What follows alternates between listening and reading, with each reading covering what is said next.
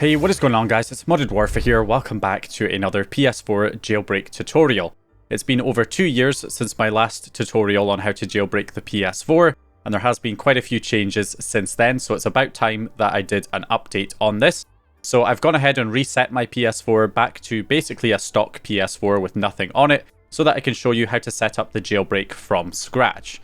So if you have an old PS4 that's just been sitting in a closet for a few years gathering dust, maybe now's the time to take a look at it, see if you can jailbreak it and get a lot more out of it. So let's go ahead and take a look at how to set this up. Okay, so the very first thing you want to do is head up to your notifications, check your downloads and make sure you don't have a system software update that is pending, either downloading currently or has downloaded and is waiting to be installed. If you see one of those showing up here, like this one here, version 11.02, make sure you hit the options button and delete it. Select it there and get rid of it. Get rid of that download. And then we're going to head over to our settings and scroll down to our system settings.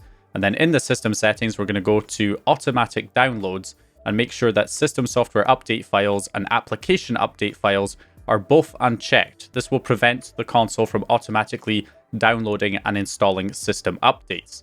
So you want to make sure that you do that because we don't want to accidentally update our console to a higher firmware, which will have patched the jailbreak.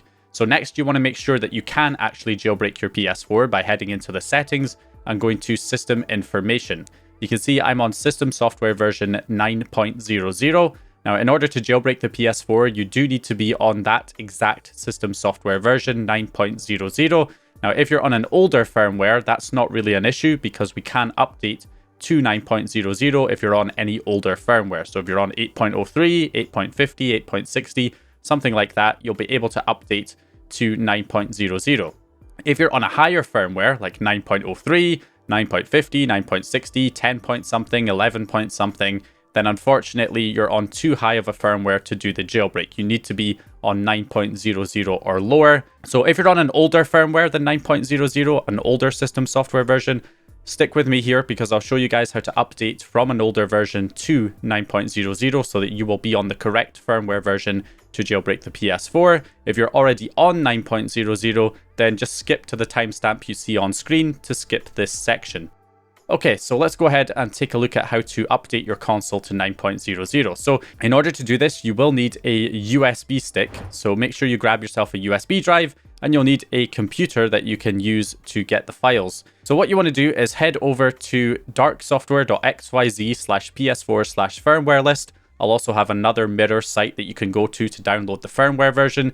We want to download the 9.00 system software version from our retail firmwares list right here. If we scroll down, we're going to find 9.00. So right the way down, we've got it right here, 9.00, 467 megabytes.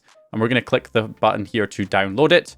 And once you have got the system software version downloaded, we're going to pop that onto a USB stick. So grab yourself a USB drive. So I've got one right here, USB-E.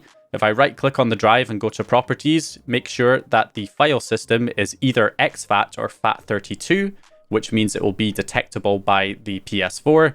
If it's NTFS, it will not be detected. So make sure it's exFAT or FAT32. And we're going to create a new folder on this drive in the root of the drive called PS4 in uppercase characters. And then inside that folder, we're going to create another folder called update, which is also going to be in uppercase characters.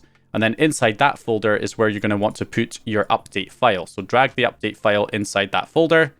And there we go. So the next thing you want to do is head to view and go down to show file name extensions. You want to make sure that is ticked. And with that, we can then rename the file and make sure that you delete the 900. So it's just called PS4 update.pup in uppercase characters. Press enter and you should be good. So this is how you have to have the USB drive structured in order for the update file to be detected by the PS4. It needs to be the root of the USB drive. You've got your PS4 folder, then the update folder, then the update file, and it all has to be named exactly the same as you see here. So with that, we can go ahead and eject the drive and plug it into our PS4 itself. Okay, and on the PS4, firstly, we want to head back out to our settings, go to our network settings, and make sure you disconnect from the internet. So uncheck the connect to internet box. that will prevent the console from trying to install the latest firmware from online instead of the one on your USB stick. So from here, we're going to then go down to System Software Update and let it check for the system update. And it should say update of system software 9.00 was found. That's the one on your USB stick. If it says 9.00, you can click OK and let it install that update file. If it doesn't detect it, then double check the USB stick, make sure you have named everything correctly and it's in the right format. So once you've done that and you've got everything up to date, it will reboot a couple of times while doing the update, and then it will boot you back into the home screen and you'll be updated to 9.00. So once you're back into the home screen after the update, head to your settings, go back down to System and check System Information, and it should now say that you're on System Software 9.00, and that means you are now ready to do the jailbreak. Okay, so once you've confirmed that you're on 9.00, we can now move on to do the jailbreak. So basically what we want is a spare USB stick that you don't need to use for any other purpose. You just want to have a dedicated USB stick that you can use to jailbreak the PS4. So grab yourself a USB stick. It can be any size USB stick, so even a really small USB stick will be fine, like an old one should do just fine. Okay, so the next thing we want to do is switch over to the computer and plug in your USB drive into your computer. So from here, we want to download the software Rufus, which you can download right here. Link will be in the description along with everything else that you need. So go ahead and click that to download it. Next, we want to grab the exFAT Pico image, which is the image file that we're going to use to jailbreak our PS4 from the USB. So just click on this right here in GitHub, and then click this button here to download the raw file. Once you've got those downloaded, copy them over to your desktop. So we're going to open Rufus. Okay, so once you have Rufus open, select your USB drive in the device list. You can tick the box to list USB hard drives if it's not automatically detected, and then you should be able to find it here. So from here, we're going to click the button here to select, and we're going to select our exFAT Pico image that we downloaded, and we're just going to write that to the USB drive by clicking Start. Obviously, back up any data on the USB drive before doing this because it will erase the drive. So click OK and let that install the image. It should literally just take about a second, and there we go, it is done. So we can now close, and what you should notice is that the USB drive will no longer be detected on the computer. So if I go back here onto my computer, you can see the USB drive is no longer detected, which means it has written the image successfully. So now we can go ahead and unplug the USB drive, but we don't want to plug it into the PS4 just yet. So we'll switch back over to the PS4 here. Okay, so now that we're back on the PS4, we're going to head back to our settings and go to our network settings. Go to the network settings and reconnect to the internet if you were previously disconnected. Check your internet connection, make sure everything is up and running. Okay, so now that we're connected to the internet, we can head back to our homepage and run the internet browser. Now, I'd recommend clearing everything from the browser to make it run as lightweight as possible, because the jailbreak is ran using the browser, and the more memory that the browser has, the less likely you are to run into crashes and issues. So if we press the options button, we can head to settings and delete the cookies and delete the website data.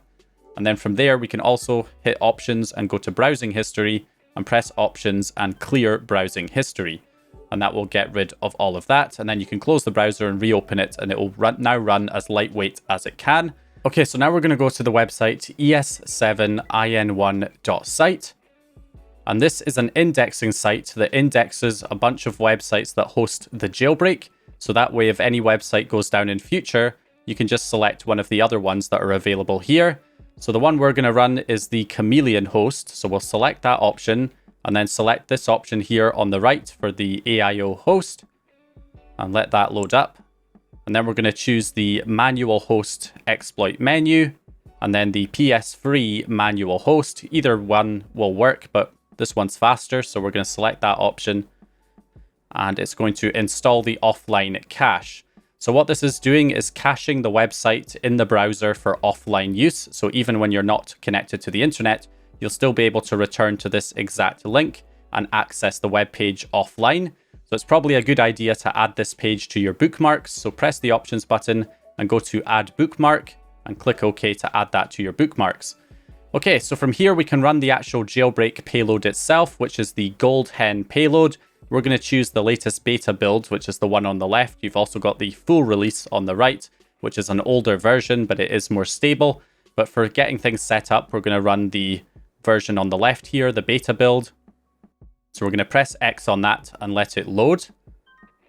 Okay, so once you get the message to insert USB now, you're going to plug in the USB drive that has the Pico image on it into one of the USB ports on the PS4. And then you're just going to wait until you get a notification that pops up on screen that should say the USB drive's file system is unsupported, as you can see right there. Wait for that message to start to disappear and then click OK. And then we can unplug the USB drive once you get this jailbreak done message. Now, you might not get the jailbreak done message. It might give you an error that says failed to trigger exploit. If you see that message, you'll have to restart the PS4 and try again. It may also just crash the PS4 during this stage, in which case you'll just have to hit the power button twice to turn it back on, and then get back onto this page and run the jailbreak again until it eventually works. And then we can click OK to this message, and it will run the GoldHEN payload. And that's us got the jailbreak running. Now, there's other errors that you might also run into when you try to load the GoldHEN payload. You might get a not enough free system memory error, or a failed spray error, or another similar error. If you get any of those, you can just refresh the web page and try and load the payload again. It's only the failed to trigger exploit message that you actually need to restart the PS4 for. Okay, so once you have the jailbreak running, we should have the updates blocked. So if we head into our system software update, you can see it will try to download the update file. However, it should shortly fail. There we go, cannot download.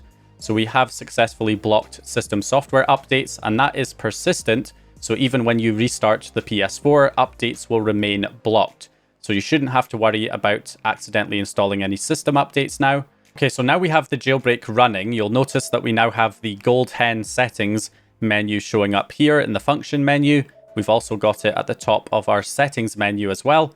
If we go in here, we have a bunch of settings that we can customize. So if we head into the debug settings, we've got the package installer, and that is for installing apps, games, DLC, and updates. You can copy them to the root of a USB drive. They come in package files, .pkg files. You copy them to the root of a USB drive, and then you can go into the package installer and install the packages that are on the USB just by clicking install all, and it will install them directly onto the console. So I'm using it to install Bloodborne here, just as an example. So that's how you install stuff onto the PS4 manually, just like installing APK files on an Android device.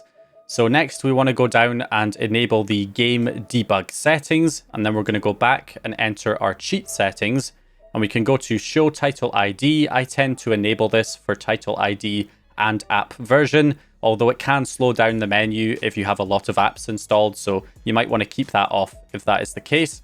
Then we're going to go back and go to the plugin settings and enable the plugins loader. And then we'll go back to the game overlay, and I'm going to enable the FPS counter. There's also a system info that you can show, as well as scan lines for retro games. So that's personal preference, but I'm going to put the FPS counter on there. And then I'm going to go into the server settings and enable the FTP server, which is definitely a handy thing to have enabled. And that is pretty much all the settings that I like to have set up there. So you can see we now have our game installed, and we've got the title ID and app version showing. Now, GoldHEN is still not running at its full potential yet because we're missing patches, plugins, and cheats that it's able to use. So we want to get that all installed. So we're going to head over to the internet browser again. We'll close this page and we'll head to pkg-zone.com/install. So head to that website in your PS4 browser and let it load the online store installer. Okay, there we go, starting the online store installer. Once you see this, you can close the internet browser, and it should have installed an application called the Homebrew Store, which is exactly what it sounds like. It's a third-party app store that you can use to install third-party apps onto the PS4. So we're going to run the Homebrew Store. So click through all of the messages that pop up when you first launch it, and then you'll get onto the actual Homebrew Store itself here. And we're going to head down to the Store Groups option, and then go down to the Utility section and select that. And then we're going to use the D-pad to scroll up one page, and we're going to go to the PS4 Cheats Manager, select that option, and download and install. and that will download the application directly onto the PS4 from the Homebrew store. So it has to download, and then it does the installation. There we go, installation complete. So once you see that message, we can go ahead and close out of the Homebrew store, and we now have the Cheats Manager installed. So we're going to run this application, and once you get this up and running, we're going to go to the update section, and then go down to the internet option for updating cheats, patches, and plugins. Select that option, and then update cheats from GitHub, and that'll install all of the latest cheat files. Over 3,000 cheats installed, and then we'll do the same for the patches, 295 patches, and then the same for the plugins. And that will download 11 plugins. There we go. So we now have the plugins, patches, and cheats installed, and we now have GoldHEN fully set up. So one of the things that this allows us to do is apply patches to our games. So as an example, I can go into the patches section, press the triangle button to filter for games that I only have installed. And then I can select Bloodborne and enable the famous 60 FPS patch for Bloodborne. I can enable that. I can also enable the resolution patch for 720p, so we can get a higher frame rate. And then also we'll skip intro logos as well. So that's how you apply patches. We can close out of the Cheats Manager now. And the last thing we need to do is head to the GoldHEN settings once more, go to the plugin settings and enable the game patch plugin. Okay, so that's everything fully set up for GoldHEN. So just to show what that's all done, if we load up a game like Bloodborne, we can see that when we start to load this, we'll get our FPS counter that I enabled in the bottom left-hand corner. We also have our patches being applied on launch. So it skipped the intro logos and goes straight to the actual game itself. And from here, I will jump into a game. Okay, so we're loaded up into the game here. As you can see, we're running at a higher frame rate than 30 FPS. So we're getting a smoother Bloodborne experience here. And I can also hold down the share button to access the cheats. And I can enable things like the master code, infinite health. We'll turn those on, and then we can press circle to go back into the game. And we should have the cheats applied. So if we get attacked here, you can see my health is not going down because we have infinite health enabled. So there we go. That is an example of some of the things that you can do with GoldHEN once you have the cheats, patches, and plugins applied. So the last thing to mention here is that this jailbreak is a tethered jailbreak. So when you restart the PS4, you will lose the jailbreak, but all of the applications and your settings will still be there. So what happens when you restart the PS4 is that none of your applications that you've installed when you were jailbroken will be accessible. When you try and run them, you'll get a message saying that you cannot use this content, like when we try and load Bloodborne here, when we've just rebooted the PS4. And you'll also notice that the GoldHEN menu option has disappeared. So all you need to do is go back on the web browser, go back to your bookmarked page and load the GoldHEN payload again. Once the GoldHEN payload is loaded, you'll then be able to access everything that you were able to access before, because the console will be jailbroken again. Now, obviously that is a bit inconvenient, having to run the jailbreak every single time you restart the console. So one option is to use rest mode instead. If you go into the settings and you scroll down to the power saving settings, you can then go to set features available in rest mode, and you can enable the box to keep applications suspended. If you enable that checkbox, then you can just put the console into rest mode after you've jailbroken it, and then you can recover from rest mode and the jailbreak will still be running. So instead of turning the console off, you can just put it into rest mode and recover from rest mode and still continue to use the jailbreak. So that is one option, but you probably will have to restart the console at some point, so you'll just have to rerun the jailbreak again. Now, obviously, you'll have to use the USB drive every time you rerun the jailbreak. So one option is you can use Raspberry Pi chips or ESP chips to auto-inject the USB image for you, so you don't have to plug in and unplug a USB drive every time you want to run the jailbreak. I have separate tutorials for that I'll leave linked in the cards and down in the video description. And finally, this video is part of a playlist of tutorials that show you many other things that you can do with a jailbroken PS4. Like you can run Linux, for example, and load PC games and other emulators. There's lots of other things you can do with a jailbroken PS4, so check out the playlist link down in the video description to take full advantage of your jailbroken PS4.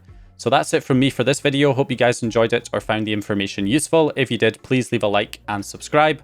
And once again, I'll hopefully see you guys in the next video.